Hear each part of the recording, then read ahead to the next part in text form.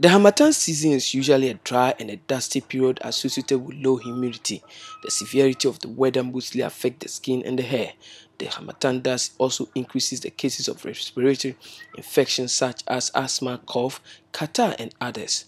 According to a pediatrician at the Tamale Teaching Hospital, the hospital usually records a high rate of lower respiratory tract diseases among children during the Harmattan season in the northern region.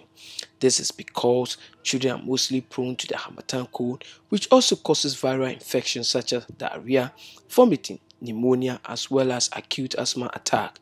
He therefore advised parents to make sure their babies are well protected from the cold by wearing them protective dresses. But what happens when you get the cold is there is usually a normal mechanism whereby the respiratory tract clears the airways. But when you get cold, the mechanism that is used to clear the airways is actually impaired. So that is what actually kickstarts the whole issue about respiratory tract infection. So first, we have to really protect them from the cold by clothing them well, and when they are going to sleep in the night, we have to cover them well so that they don't catch the cold.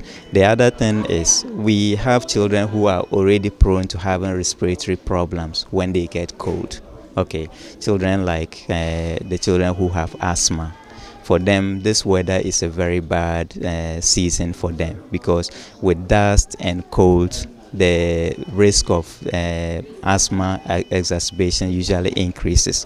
So even during this time of the year, we get a lot of the children who come in with acute asthma attacks because of the cold. So we have to even be more careful with those children that have asthma. He also called on parents to maintain good personal hygiene to avoid contaminations. Sanitation is key.